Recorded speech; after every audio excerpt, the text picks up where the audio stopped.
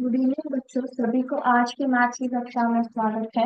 तो आज की कक्षा में जो है हम लोग एक्सपोनेंट्स एंड पावर्स चैप्टर से रिलेटेड लॉ ऑफ एक्सपोनेंट्स के बारे में पढ़ेंगे। Laws of exponents. तो ये लॉज ऑफ एक्सपोनेंट्स क्या है बच्चों? ये एक्चुअली कुछ रूल्स है जो हम लोग एक्सपोनेंट्स को जब हम लोग कैलकुलेट करते हैं ना तब अप्लाई करते हैं। हमने जो लास्ट क्लास में पढ़ा था वो हमें क्या बताता है कि एक्सपोनेंट्स को सॉल्व करना बहुत ही लेंदी प्रोसेस है ना, बहुत ही टाइम कंज्यूमिंग है। तो उसको जो है हम लोग बहुत ही आसानी से एक सिंपल मेथड में सॉल्व कर सकते हैं इन लॉज की मदद से। ओके, इन लॉज की मदद से बहुत ही सिंपल वे में हम लोग जो है इनको सॉल्व कर सकते हैं। ठीक है, तो अभी हम लोग जो है स्टार्ट करेंगे सबसे पहले।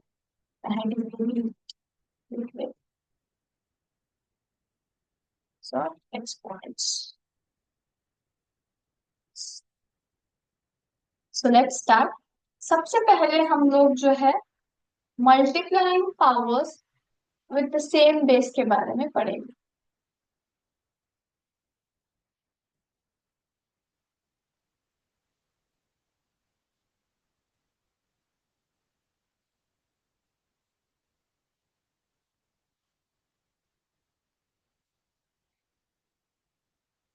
ठीक है, तो यहाँ पे जो है अगर हमारे जो बेसिस रहते हैं ना वो अगर सेम है तो हम लोग पावर्स को कैसे मल्टीप्लाई करते हैं उसके बारे में जानेंगे। ठीक है, फॉर एग्जाम्पल यहाँ पे देखिए बहुत ही सिंपल सा जो मैं है अ, जो है सम यहाँ पे 2 स्क्वायर इंटू 2 क्यूब।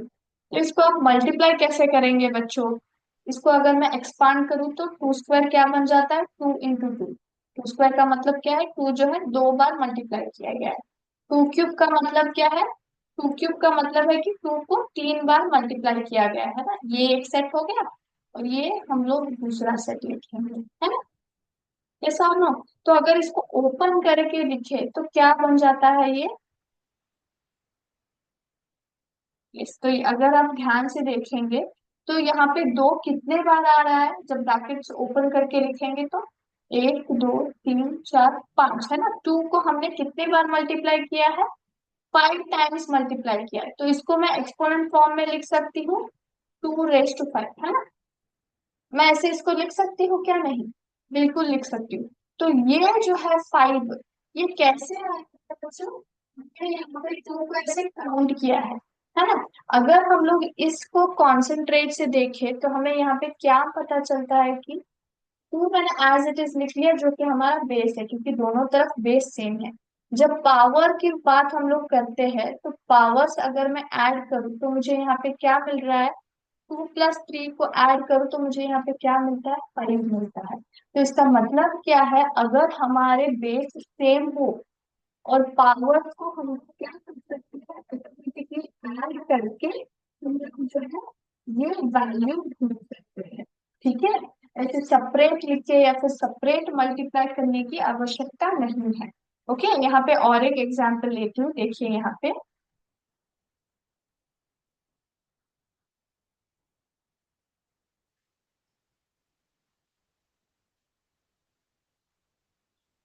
तो यहाँ पे देखिए a⁴ इंटू a⁵ मैंने जो है ये जो है सम लिया है। तो यहाँ पे मैं स्प्लिट जो मैंने एक्सपांड किया था ना वो करने के बजाय मैं डायरेक्टली क्या करूंगी? इन पावर्स को ऐड करूंगी क्योंकि मेरे बेसिस क्या है? सेम है। ए को मैंने एज इट इज लिख दिया और मैंने पावर्स क्या है? 4 + 5 ऐड कर दिया तो मेरा आंसर कितना है? a⁹ a⁹ तो ये हमारा आंसर है ना। ये हमारा आंसर है। ठीक है, तो ये लॉ क्या कहता है? जब बेसिस सेम होते हैं ना, जब बेसिस सेम हो और ये जो पावर है वो डिफरेंट हो तो हमें क्या करना चाहिए? हमें बेस को एज इट इज रख के पावर्स को ऐड करके लिखना चाहिए। ये हमारा क्या है? फर्स्ट लॉ है एक्सपोनेंट्स का। फर्स्ट लॉ है एक्सपोनेंट्स का। तो बेसिस सेम होते हैं और पावर्स डिफरेंट हो तो बेस को एज इट इज रख के पावर्स को ऐड करके एक साथ लिखना रहता है। ठीक है, ओके, अब हम लोग बात करेंगे dividing powers with the same base. ठीक है, सेकेंड लॉ किसके बारे में है? अगर हमारे बेसिस सेम है और पावर्स डिफरेंट हो तब आप डिविजन कैसे करते हैं? पहला किसके बारे में था? मल्टीप्लिकेशन के बारे में था। अब हम लोग डिवीजन के बारे में पढ़ रहे हैं। Dividing power with the same base.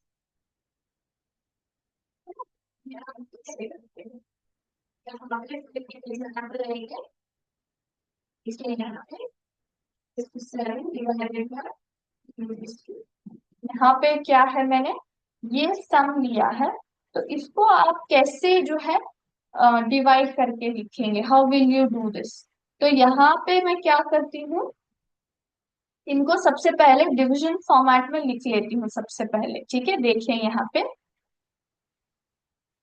3 raised to 7 upon 3 raised to 4, 3 raised to 7 divided by 3 raised to 4।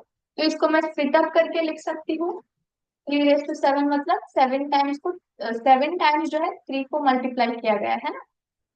3 4 5 6 7 है ना, डिवाइडेड बाय 1 2 3 4।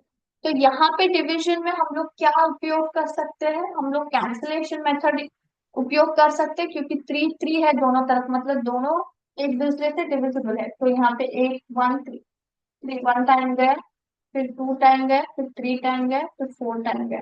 तो बचा कितनी बार ये? बचा है 1 2 3 बार। तो इसको मैं आंसर 3 raised to 3 लिख सकती हूँ। 3 raised to 3, क्योंकि 3 हमारे पास कितना बच गया? 3 टाइम्स। तो जब आप 3 raised to 7 upon 3 raised to 4 करेंगे तो आपका आंसर कितना आएगा? 3 raised to 3 आएगा, है ना। तो यहाँ पे जब आप ध्यान से देखेंगे, यहाँ पे क्या है, दोनों तरफ मेरे बेसिस सेम है, तो मैं एज इट इज बेस को रखूंगी। और जब आप पावर्स को देखेंगे, यहाँ पे 7 है और यहाँ पे 4 है, तो मैं पावर्स को माइनस करूंगी, क्योंकि यहाँ पे डिवीजन है। तो डिवीजन के टाइम क्या हो जाता है, यहाँ पे आप देख सकते हो कि कैंसिलेशन हमने किया है बिकॉज ऑफ द डिवीजन, है ना, ऑपरेशन ऑफ डिवीजन। तो इसलिए मैं यहाँ पे माइनस करती हूँ। तो 7 - 4 आप करोगे तो आपको कितना आएगा? 3 ही आएगा ना, 3 ही आएगा। तो इसका मतलब क्या है, जब आपके बेसिस सेम होते हैं और पावर्स डिफरेंट, और उस time आप डिविजन कर रहे हैं, तो आप क्या करोगे? आप एज इट इज बेस रखोगे और पावर्स को जो है एक दूसरे से सब्ट्रैक्ट करोगे। क्या करोगे? सब्ट्रैक्ट करोगे। तो हमारा क्या है, ये सेकंड लॉ है जो ये क्या बोलता है, a raised to m divided by a raised to n अगर है तो हमें क्या करना है? एज इट इज बेस रखना है, एक दूसरे से सब्ट्रैक्ट करना है। क्या करना है? एक दूसरे से सब्ट्रैक्ट। Is it clear? ये हमारा second law of the exponent है। ठीक है,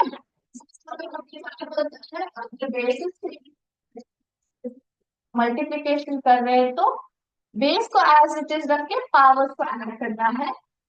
तो क्या बोलता है, अगर आपके बेस से पावर्स डिफरेंट और आप डिविजन कर रहे हैं तो आप क्या करोगे? बेस को एज इट इज रख के पावर्स को एक दूसरे से सब्ट्रैक्ट करोगे। क्या करोगे? सब्ट्रैक्ट करोगे। ओके, अब हम लोग क्या करेंगे? Multiplying powers with same exponents के बारे में जानेंगे। Third one,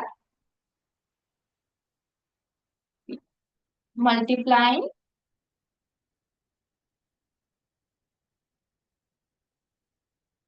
powers with same exponents. Okay,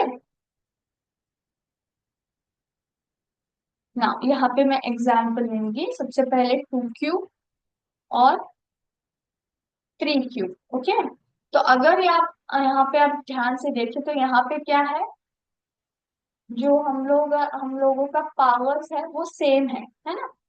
power same है लेकिन बेसिस डिफरेंट है ना। बेस डिफरेंट है लेकिन पावर डिफरेंट है। तो इसको अगर हम लोग स्प्लिट करके लिखेंगे, 2 क्यूब का मतलब क्या है? 2 को 3 टाइम्स मल्टीप्लाई किया गया है, तो ये एक सेट हो गया।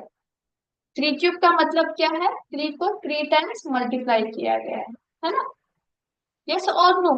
तो अभी हम लोग क्या करेंगे, हम लोग जो है इनको, ये भी 3 टाइम्स है और ये भी 3 टाइम्स है ना, ये भी 3 टाइम्स है, ये भी 3 टाइम्स है, तो हम लोग क्या करेंगे, इनका एक ग्रुप बनाएंगे। 2 into 3 ये एक ग्रुप हो गया है ना, 2 into 3 ये एक ग्रुप हो गया, 2 into 3 ये एक ग्रुप हो गया है ना, एक दूसरे का ग्रुप हमने बना दिया।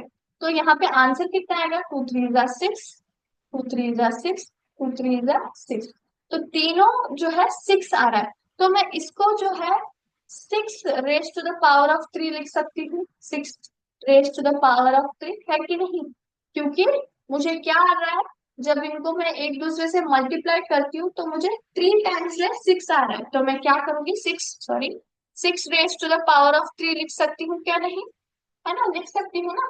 तो इससे मुझे क्या समझ, यहाँ पे देखिए, मैं जो हमारे पावर्स है उनको बिल्कुल भी नहीं छूंगी, लेकिन हमारे बेसिस जो अलग है उनको एक दूसरे से मल्टीप्लाई करूंगी, यानी कि 2 into 3 कितना आएगा, 2 3 जा 6 है ना, 2 3 जा 6, 2 3 जा 6, और जो ऊपर हमारा पावर है 3 का उसको एज इट इज लिख।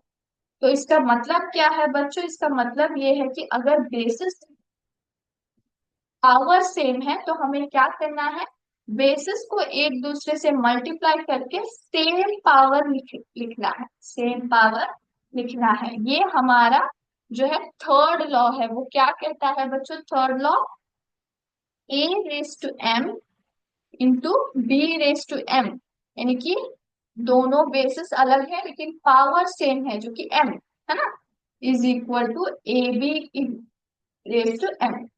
मतलब ये दोनों जो है मल्टीप्लाई करके एक साथ लिख दिया to the power of n, यानी कि पावर जो है हमने सेम एज इट इज लिख दिया। ये हमारा थर्ड लॉ ऑफ एक्सपोनेंट है, थर्ड लॉ ऑफ एक्सपोनेंट है, ठीक है। तो बाकी की लॉज जो है हम लोग नेक्स्ट क्लास में कंटिन्यू करेंगे बच्चों। आज का क्लास हम, थैंक यू बच्चों, जय हिंद, जय विद्या।